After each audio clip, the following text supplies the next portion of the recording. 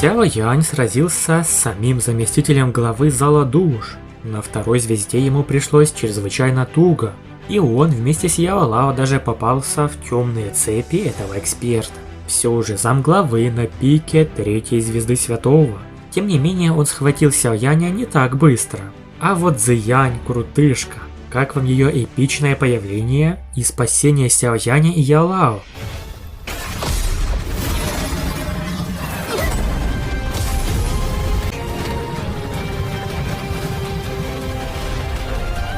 Как вам ее мощный удар по заместителю главы? Цзиянь, как всегда, мощная и не прочь подраться в любое время. Гую таким образом пал, а заместитель главы сумел сбежать. Серия была очень интересная, как и трейлер будущих событий. Сяо Янь проникает в пространство очищающего лотоса, но был перехвачен Хунь Мишенем, главой Зала Душ. Он с ним уже встретился раньше. Когда Сяо Янь поглотил эссенцию душ, то совершил очень важный прорыв, можно даже сказать ключевой. Его душа достигла идеальной небесной стадии, или пика небесной стадии. Он мог путешествовать духовным сознанием, и тут же возле места появления очищающего пламени лотоса на него напал глава Зала Душ. Хорошо, что за этим местом также наблюдал предок башни Пилю, что помог Сяо Янь. Итак, глава очищающего лотоса начинается. Сяо Янь вместе с Яо Лао и Цзиянь прибыл к месту появления очищающего пламени. Там собрались эксперты из 8 древних кланов, включая Гу, Хунь, Ши и особенно Яо. Мы говорили о встрече Яо Лао со старейшиной Яо Вангуем, что изгнал его. Сяо Янь проучил молодого гения клана Яо по имени Яо Тянь. И верно, Сяо Янь не мог позволить какому-то сопляку унижать его учителя. Естественно, Сяо Янь вступился. Своей мощной духовной силой он разрушил атаку Яо Тяня. Чрезвычайно могущественное духовное давление тут же изверглось во все стороны, как только Сяо Янь высвободил свою духовную атаку. Идеальная небесная стадия? Множество шокированных возгласов раздалось. Все эксперты с шоком уставились на Сяо Янь, так как ни за что бы не подумали, что он в таком возрасте сумел развить душу до идеальной небесной стадии. Как это возможно? Выражение лиц Яо Тяня, Яо Вангуя и Яо Лин кардинально изменилось. Идеальная небесная стадия превосходила обычную развитую небесную стадию. Ее даже великий старейшина Яо Вангуй не достиг. Как мог Сяо Янь достигнуть ее в таком молодом возрасте? Духовный кулак Сяо Яня уже возник возле Яо Тяня и несся прямо ему в голову. И тут Яо Вангуй вмешался. «Малец, да как ты смеешь?» Он понял, что Яо Тянь не сумеет увернуться от атаки Сяо Яня, поэтому оттолкнул Яо Тяня в сторону. В то же время Доу Ци вырвалась из его тела, произошло столкновение двух сил. Яо Вангуй отступил на шаг назад, но он сумел справиться с духовным ударом Сяо Яня. Святой 4 звезд – непростой противник. «Старейшина Яо Вангуй, прикончите его!» – крикнул Яо Тянь. Однако пространство перед ним исказилось. Возникла невидимая сила, которая в мгновение ока преобразовалась в человека, и им оказался второй Сяо Янь. Духовное воплощение. Яо Тянь прищурился и рефлекторно высвободил Доу Ци. Сейчас даже Яо Вангуй не сумел бы его спасти. Однако духовное воплощение Сяо Яня лишь холодно улыбнулось и подняла руку. Раздался шлепок, а многие люди выставились на парочку молодых людей.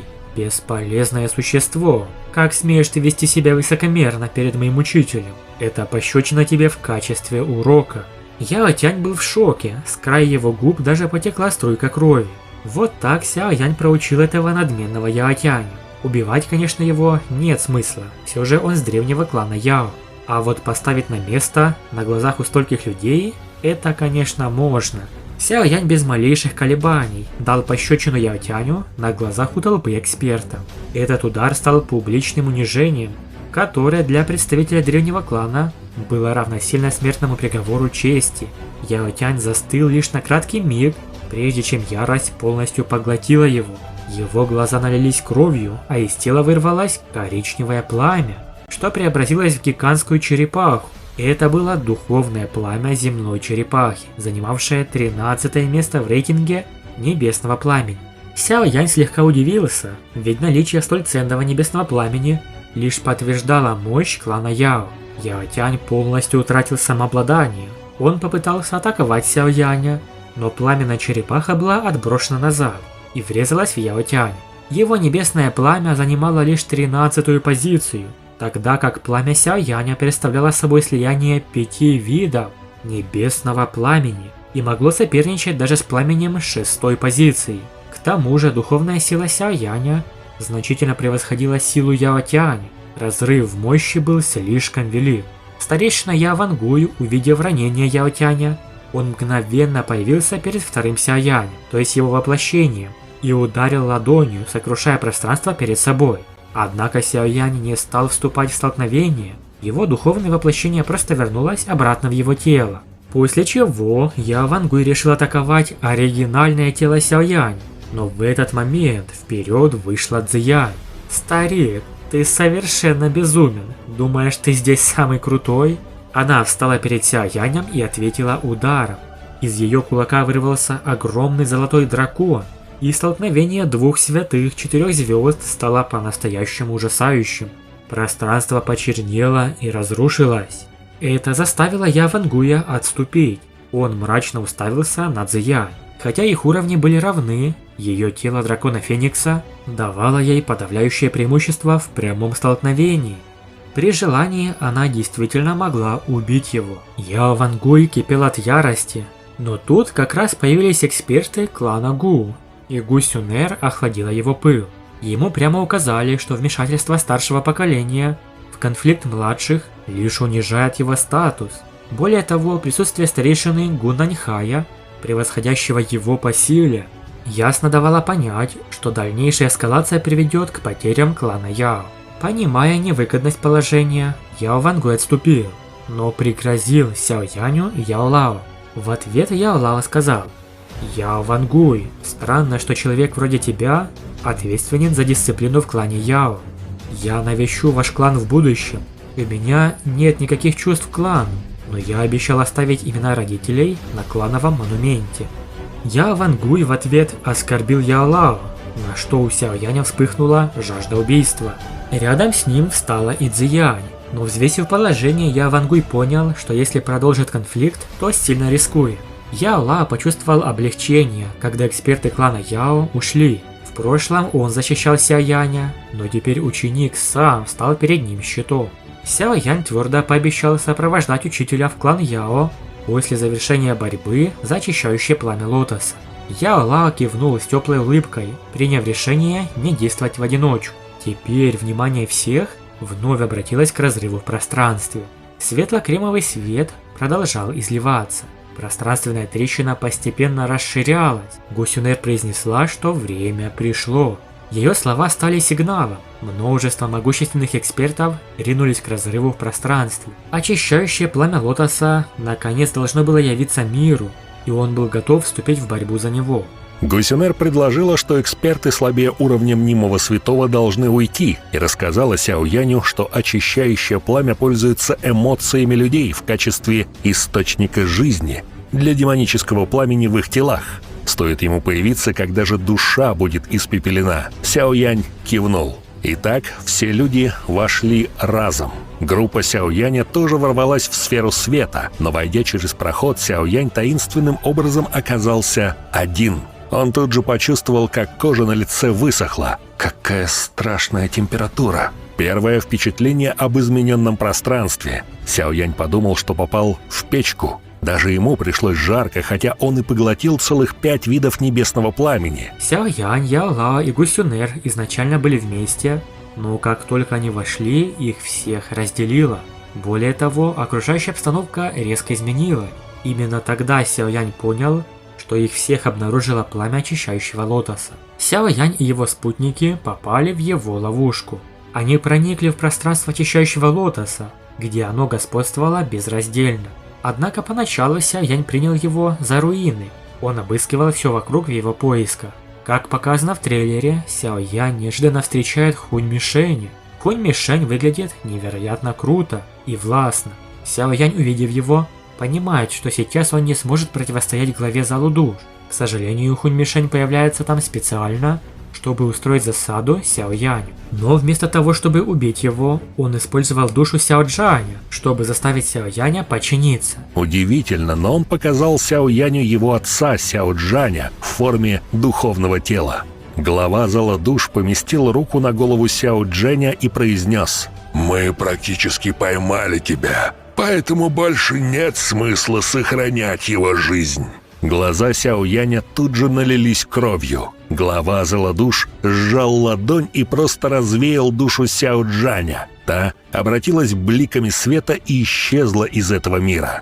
Но что это было? Мы помним слова Гусюнер, что это пламя очищающего лотоса питается эмоциями людей. Сяо Янь дрожал, увидев смерть отца. Ужасная жажда убийства неистово хлынула в его сердце. Он сделал шаг вперед, однако тут же застыл. Собственное пламя вырвалось из его сердца, прогоняя очищающее. Внезапная сильная боль вернула ему часть рассудка.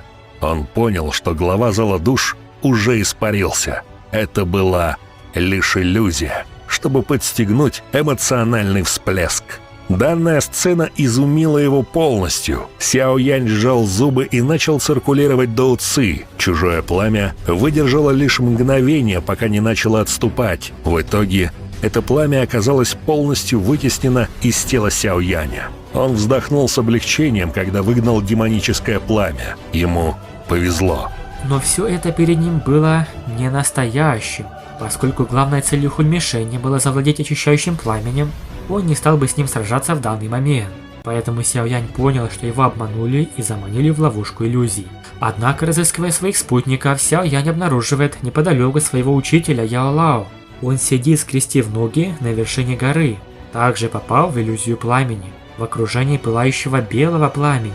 Леденящее пламя Яо Лао, переданное Сяо Яню, не смогло противостоять разрушительному воздействию пламени очищающего лотоса. Смутное семя светло-кремового цвета уже проросло в его теле, а значит, превращение в пепел – вопрос времени. Сяо Янь, как вспышка, возник прямо возле Яо Лао. Он резко надавил ладонью тому на спину и что-то прокричал. Крик парня был смешан с колебаниями духовной энергии. Данный крик проник в уши Яо Лао и яростно ударил того в самую душу, из-за чего лицо учителя побледнело. Его плотно закрытые глаза в этот миг открылись. Яо Лао тяжело дышал, но вскоре он вытер холодный пот со лба и произнес: «Очищающее пламя демонического лотоса очень страшное. Оно незаметно создает иллюзии для появления эмоций. Если бы ты не предупредил меня, боюсь, меня ждала бы печальная судьба». Сяо Янь и Яо Лао покинули иллюзию, вырвавшись из туманной области. Что касается Гусюнер и остальных, их здесь не было. С их силой им тоже удалось покинуть туман иллюзий. И снаружи тумана Сяо Янь встретил их. Это называется небесный туман кошмаров. Сяо Янь понял, они в мире очищающего пламени попали в его лапы тут же, как только проникли через разлом. Они на его территории, поэтому должны следовать его приказам, прежде чем им удастся найти настоящее тело пламени. Однако по мере продвижения их внезапно охватывает поток кровавой энергии. Кроме того, перед Сяо Янем и Яо Лао появляется огненный раб в красных одеждах с кроваво-красным топором. Хотя в трейлере не показано его лицо целиком, один только его силуэт излучает мощную и внушительную ауру. Это никто иной, как Сяо Чэнь, предок клана Сяо, также известный как Сяо Чэнь Кровавый Топор.